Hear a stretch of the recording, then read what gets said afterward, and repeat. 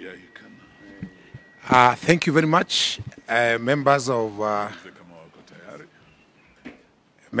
press. I don't know whether you are set. You are.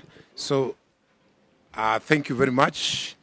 We had an Azimio One Kenya summit meeting this morning, and we want to apologize if we have kept you waiting. It was not intentional, and I think at this juncture, I want to invite our leader who shared this morning's meeting, Honorable Kalonzo Musyoka. He will give the apologies of whoever was not able to attend today's meeting, and then he will read the statement on behalf of the Azimio One Kenya family. So welcome, Your Excellency. Yeah, Mwangi could just have given straight away the apologies of our leader, the Honorable Raila Amolo Odinga. He'll be trying to get back today from Germany. And we also have apologies of our sister, Honorable Mother Karua, and also Wycliffe Oparanya, Ambetsa Oparanya. We actually took the decision last week when we met at the Karen Blixen restaurant. And we took the decision to get on with the meeting today. We even had agreed it to be at JOF. So we want to thank the management of JOF for allowing us to meet here. Mheshimiwa Kioni as well. Mheshimiwa Kioni was with us last, and Mheshimiwa Peter Munya. Mheshimiwa Peter Munya, Mheshimiwa Kioni. We have those apologies. And now I'll go on to read this statement. It's a little lengthy, but it's important. And we're basically dealing with what you're calling the road to double the tax burden. And indeed, it is a race to the bottom. Statement by Azimio la Umoja One Kenya Coalition on this day, February the 22nd, 2024. The road to double tax burden. It is a race to the bottom. We have had a meeting of the Azimio la Umoja One Kenya Coalition Party that focused on three areas, namely the Budget Policy Statement 2024, Affordable Housing Levy Bill 2023, and the reckless borrowing by the regime. We have also had an opportunity with the Economic Council team led by a distinguished colleague, Governor Nderitu Murithi, and we've been able to share and analyze the general state of our nation almost 1.5 years since Kenya Kwanza imposed itself on the people. The Budget Policy Statement 2024. We must forewarn Kenyans that as we predicted, the Budget Policy Statement is confirming the tax burden which it set out to increase drastically. One, after going through the Kenya Kwanza's budget policy statement, our position is that the economic proposals, policies, and strategies remain flawed and unachievable. As we have always said, this regime is completely irredeemable. Two, if the BPS is anything to go by, Kenyans must be ready to tighten their belts because KK regime is coming after them in a second wave of taxes. Number three, to the ordinary Kenyans, the Mama Boga, Boda riders, and the people of Mjengo, this regime is coming again with a double taxation plan with increased taxes of approximately 27,000 shillings per every adult Kenyan. Number four, it's proposing advanced tax on goods and services supplied to government, VAT on educational services, which means an increase in school fees, and tax on agricultural produce. Fifthly, as a coalition, there are things we are deeply passionate and unrelenting about. To us, the people of Kenya must come first. We believe that Kenyans have been hurting for a prolonged period of time. The budget policy statement is meant to prolong and worsen the suffering by Kenyans. As a coalition party, we believe that Kenyans will thrive when we cut, not when we increase taxes. The BPS reviews lofty figures in terms of revenue with huge deficits. We believe that the country will thrive when the regime moderates its expenditure, reduces wastages, and adopts a rights and zero-based budgeting approach. The Budget Policy Statement 2024 is high-sounding, vague with promising titles, but only intends to raise expenditures and to spend what we don't even have. We also believe that the country will do better when we devolve more funds to the counties in line with the constitutional provisions. The Budget Policy Statement suggests otherwise. Kenya Kwanza regime is actually determined to kill devolution. And we must thank the chair of the Council of Governors, who was able to tell it to President William Ruto to his face that this regime should not attempt to kill devolution. We believe that our country will function better when we strengthen the middle class. A cursory look at the Budget Policy Statement 2024 indicates that we will end up killing the middle class, and when the middle class is dead, they will hurt millions of our people. We believe in extending and expanding social security protection to our people. The Budget Policy Statement 2024 diminishes the social protection of our people. We believe in creating an enabling environment for manufacturing so that more investors can set up in our country and provide jobs for our people. The Budget Policy Statement 2024 offers little, if any, in terms of encouraging manufacturing. Potential foreign investors are already fleeing Kenya because of the punitive taxes by the KK regime. We believe in empowering a broad-based private sector and enabling it to be the driver of economic growth in our country. The regime is frustrating the private sector with punitive taxes. Despite the rhetoric, the eloquent words, flowery language, and the confusing figures, Kenya Kwanza regime remains badly exposed on all fronts. As I present their second budget policy statement, it is clear that we are in a second phase of a reckless race to the bottom. When 1.5 years later, all indicators point to the fact that life is deteriorating, not improving. The cost of life remains high as the cost of every basic item continues to go up.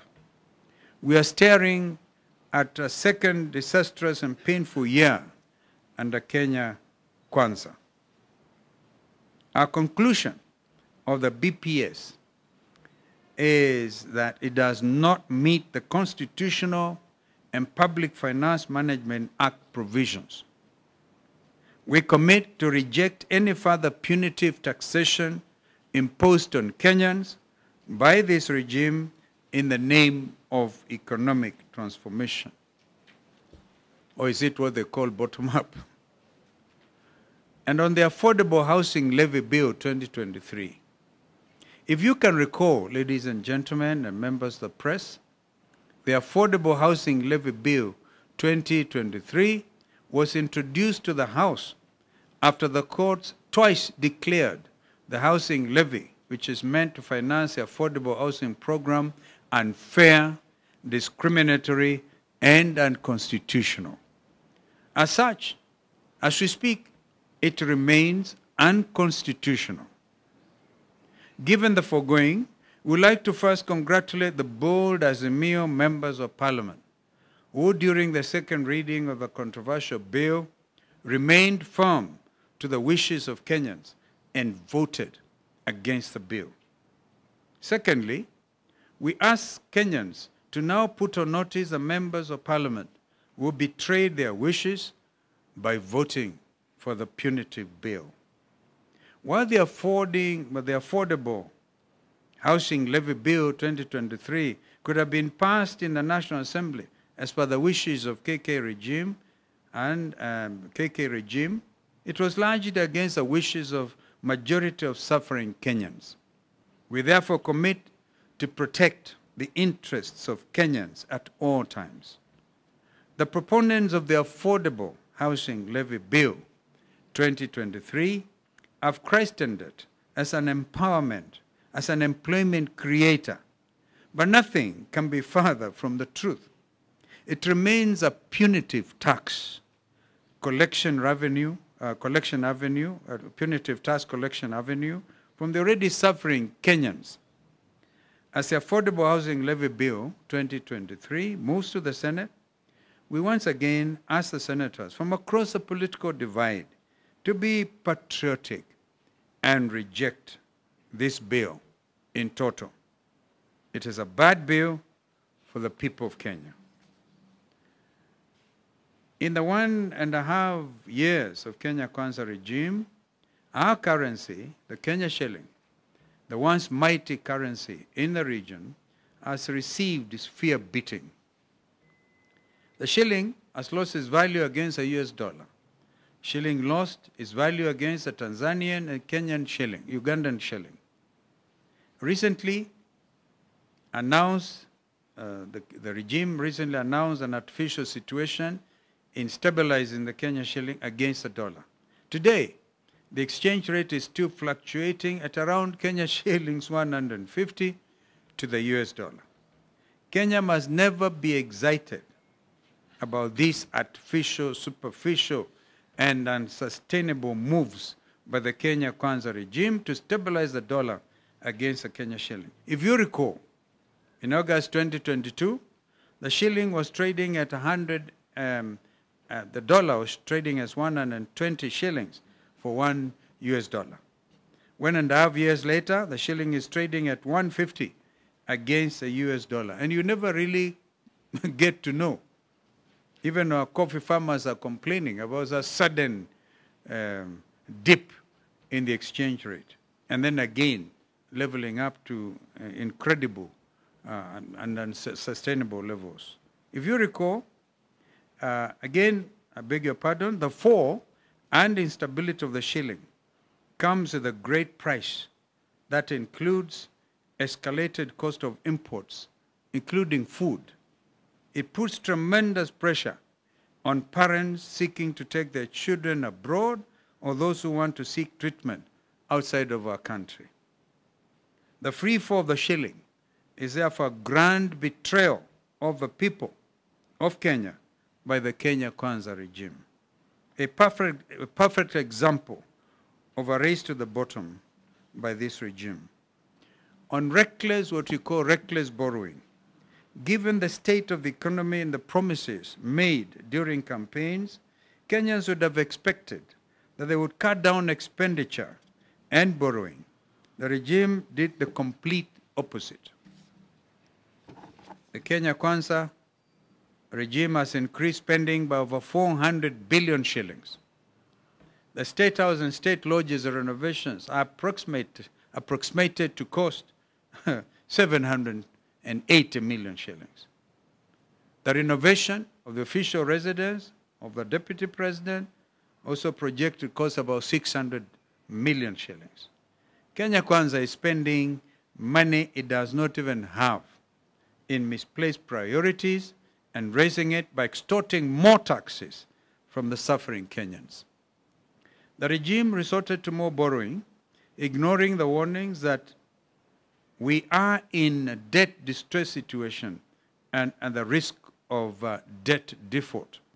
Without blinking an eye, the regime went against its promise to reduce borrowing and did the complete opposite. Today, KK regime has borrowed close to 2 trillion shillings in just 1.5 years. If this is not raised to the bottom, then we really don't know what it is. Only the government now can afford to borrow at the astronomical interest rate of 22% or more from the domestic market. Just think of that.